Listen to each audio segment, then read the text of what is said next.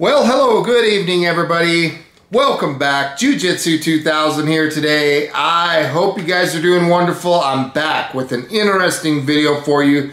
Today, we're going to be talking about Alone Grizzly Mountain. We're on Season 8, and in this video, we're going to talk about Episode 8.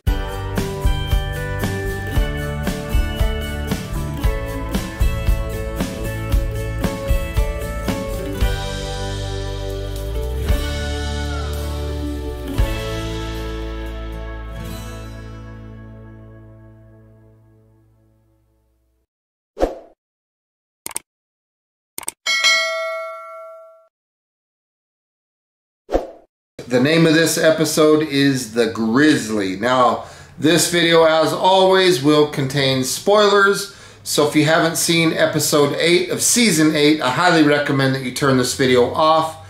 Go watch that episode and then come back and hear what my thoughts are.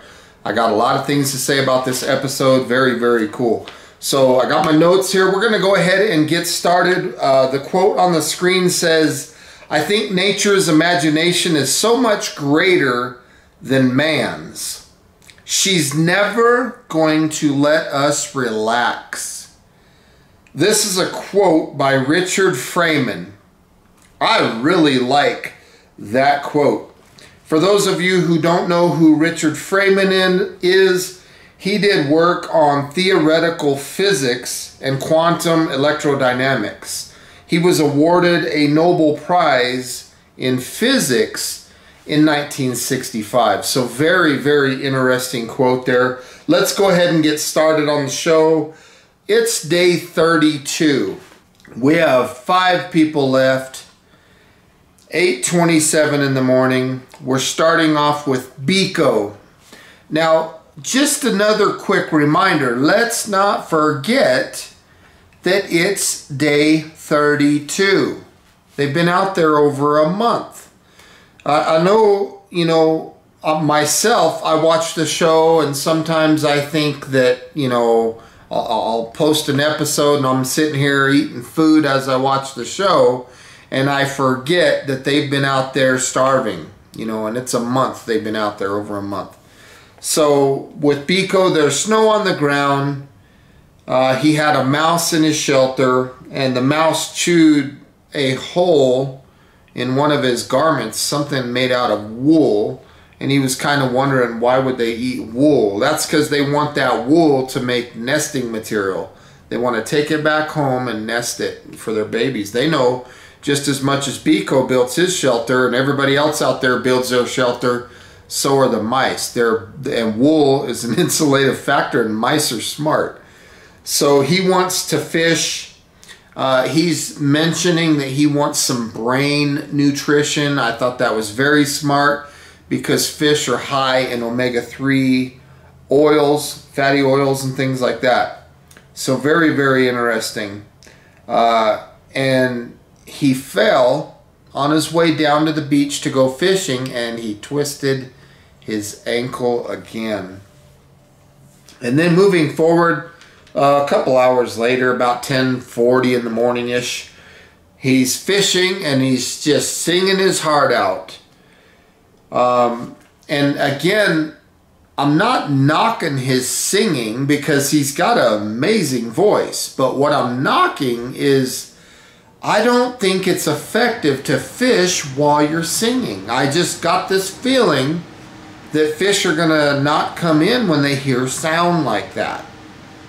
And he lost 60 pounds already since day 1. 60 pounds.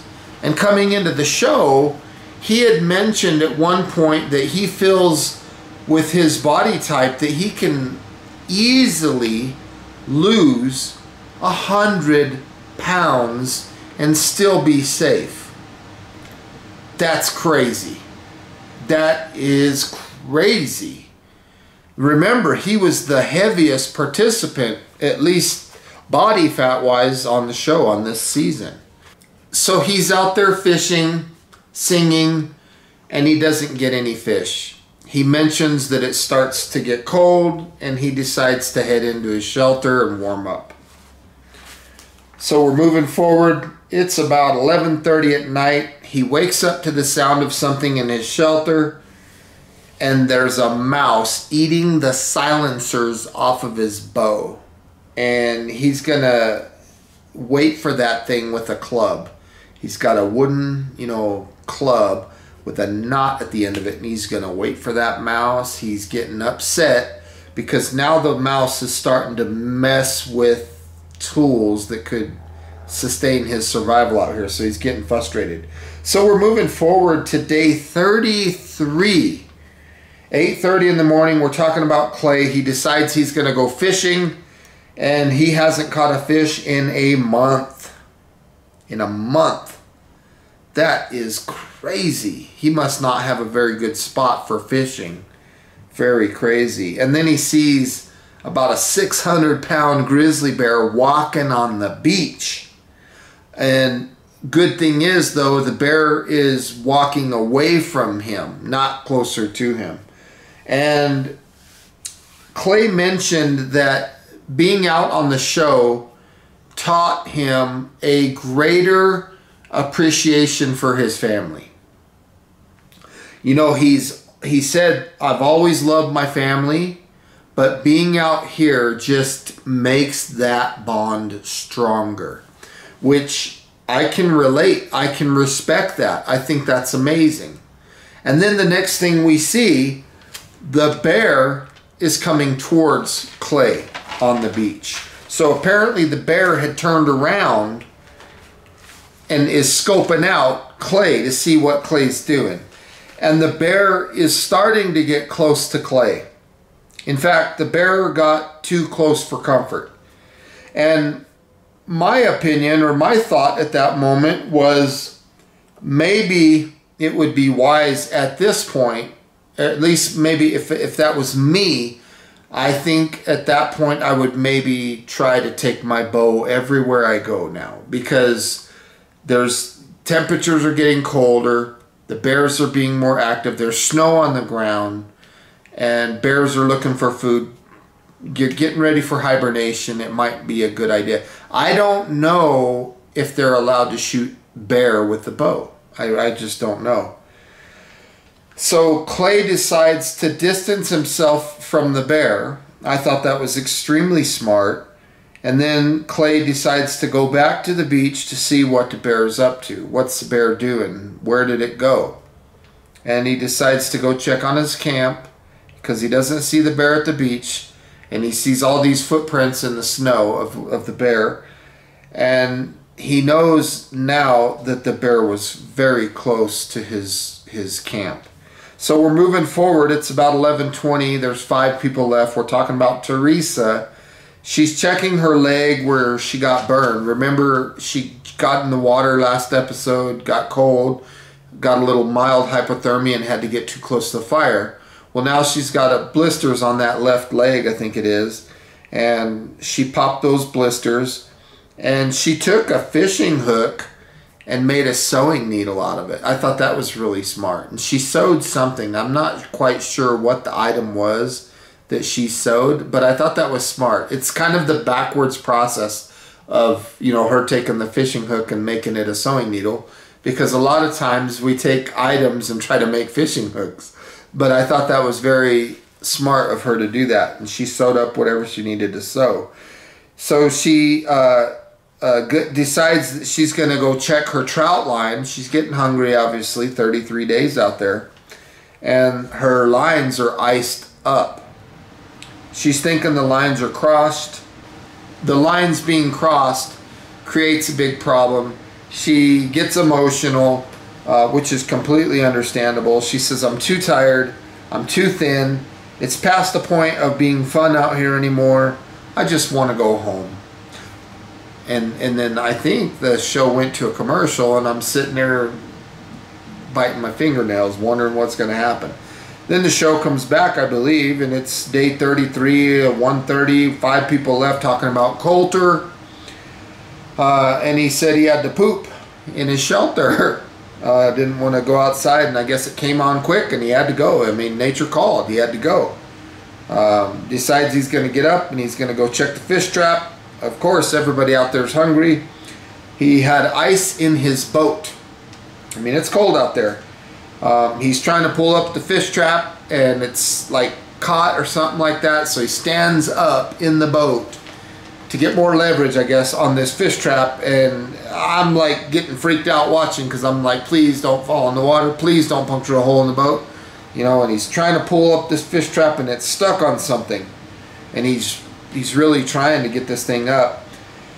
And then about 3 o'clock, he decides that he's going to cut the line to the fish trap and salvage the paracord and basically write the fish trap off as a fail, which I can understand. You know, it's unfortunate, but I can get it, you know. And I noticed at that point, you know, he was getting thin. He says, this just isn't my day. And he decides to head home and get a fire going. He wants to stay warm. So the show is really, really interesting. So we're moving forward. It's day 34. It's about 8 o'clock in the morning. We're talking about Biko, and he is talking about his beard. He's talking about his hair. He said, I'm very close to having dreads. He's kind of concerned about, you know, cleanliness and his hair being clean and his beard being clean. So he decides to take his beard and split it into 2 different sections and braid each one. So at the end, he's got 2 little braids coming down of his beard. Very interesting. He goes back to his shelter later on that night. He's in his shelter and he hears something. It's about 11:40 at night. He hears something and he sees the mouse. This next part's very frustrating for him, because the mouse chewed his ankle brace and the ankle brace laces, and he's pissed because this is I mean, he's got an ankle problem. He had an ankle surgery prior to going on the show, so the mouse is now getting personal and he's getting really frustrated. Moving forward, it's day 35, 8 o'clock in the morning. We're talking about Rose. She says she's been up for a few hours. She decides she's going to go check the snares. It's 15 degrees outside and it's beautiful out there. She's lost 20% of her weight since the launch, and she sees bobcat tracks. She goes to check her snares, and one of the snares is sprung. And she also notices next to the snare the bobcat tracks. Like it appears that the bobcat went close to the snare and maybe tripped the snare. But of course she didn't catch a bobcat or anything. Then she kind of gets lightheaded a little bit. She's got 2 toes on her foot that are starting to turn purple a little bit. She decides that she's going to warm her feet every couple of hours. I thought that was very smart. Let's move forward. Day 35, 10 o'clock, almost 11 o'clock, 10:52 in the morning. We're talking about Clay. He's sitting there. He's got a cup in his hand, and he's drinking tea that he made. And it's apparently a cup that he made on day 2. And he's sitting in a deer hide chair that he made. Very, very cool. And then he hears a sound. He gets his bow and he goes to check it out and see what's going on. I thought that was very smart, the way he responded to that sound. Got his bow. I'm going to go check it out. Thought that was cool. Then he sees a bear, and he has a very close bear encounter. Literally, the bear is on the other side of the tree. I mean, literally. And the bear was coming right at him.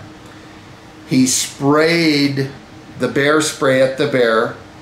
The bear took off and left. And that was just some crazy footage right there. The bear ran away. I thought that was pretty crazy, but at the same time very cool. And I'm glad that he has his bow with him.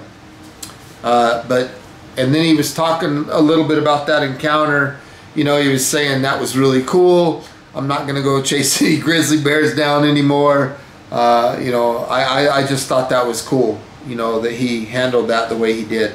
Moving forward, day 36, 9:52 in the morning. We still got 5 people out there. Teresa.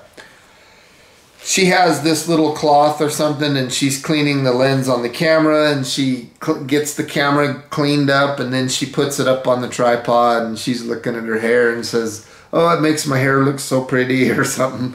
I thought that was cute, good footage there, you know.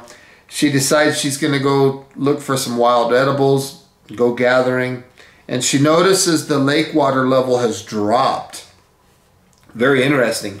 And then she sees something on the beach, and she's not sure what it is, so she goes to check it out, and she finds a small fish, like maybe 5 or 6 inch fish on the beach. She's super happy. It's a small meal, but again, it's a meal. And she's kind of thinking that maybe this fish got dropped by an eagle flying around or something. Maybe an eagle had it and accidentally dropped it on the beach or something.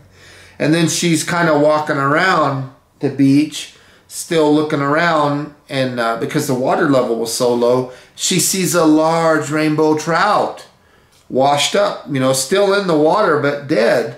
And I'm like, holy smokes, nice big rainbow trout. So I'm so happy for her. She's happy. This rainbow trout's probably 3 to 5 pounds. That's probably 3,000 calories or something. I guess if you think about cheeseburgers, that's like 5 cheeseburgers or something. Pretty crazy. So I'm happy for her. She's happy. Life is good for her. She goes, and she doesn't really like the taste of fish, I guess, that much, but she's eating the fish. So let's move forward. We're on day 37. It's about 8:40 in the morning. We have 5 people left. We're talking about Rose. It's 7 degrees Fahrenheit outside, very cold, below freezing, obviously. She said she didn't sleep very good last night, that her left foot was frozen. She has purple toes. She mentions that today is a med check day for her. She says it's painful to walk on that left foot. Her heart was racing. She's very disoriented. She doesn't feel good. Her stomach hurts. She said she felt like passing out. She said the vision was blurry and out of focus, and I'm just really concerned for her. And she was away from her shelter at that moment. And she also mentioned that she had forgot to take her comm bag with her. That comm bag is the bag that has her radio to tap out. She doesn't have that with her. And then moving forward a little bit after noon, there's a boat coming. You know, you can see footage of a boat going on the lake, and then you're kind of wondering, did she get home to her shelter? Did she tap? What's going on? Is it just a med check? Well, apparently they had tried to make comm with her, but she was away from her shelter, and her comm bag was at her shelter. So they came to respond to check on her anyway, is what I gathered from it. I thought that was cool of them. And they're doing the med check with her. She mentions her foot. They take a picture of her foot. It's swelled up a little bit, and purple toes, not super bad, but it looks like it's a little bit of frostbite, a little bit on the foot. And they step away. You know, they had taken a picture of it with their phone. They step away, have a little conversation, and then they come back and they break the news to her that she's going to be medically pulled. Oh, so unfortunate. She didn't want to go, but she kind of also at the same time, I think, understood. She was walking out, and she had one medic on each side, you know, one person on each side of her walking out, and she, you know, kind of loses her balance a little bit, got dizzy, lost the vision, disoriented a little bit. A lot of these symptoms kind of happened again. So they picked her up and carried her out of there. And she was a little disappointed because she had so much more that she had planned to do out there. It's crazy. And then she also mentioned that her boots were minus 50-degree boots, and she was trying to wonder, you know, trying to figure out how did her feet get so cold. You know, it's crazy. She thinks that it was good ultimately that they pulled her because there was no lasting damage. So that's basically the end of the episode. We have 4 people left now. We've got Coulter, we've got Biko, we've got Clay, and we've got Teresa. And so that's it for Season 8, Episode 8. It was a great episode. So I hope you guys enjoyed this video. Please feel free to drop comments down below and let me know what your thoughts were on this episode. I hope you're enjoying this series. And until next time, have a beautiful day, and we'll see you next week. It'll be Episode 9. It looks like it's going to get exciting. Thanks for watching. We'll see you then. Bye for now.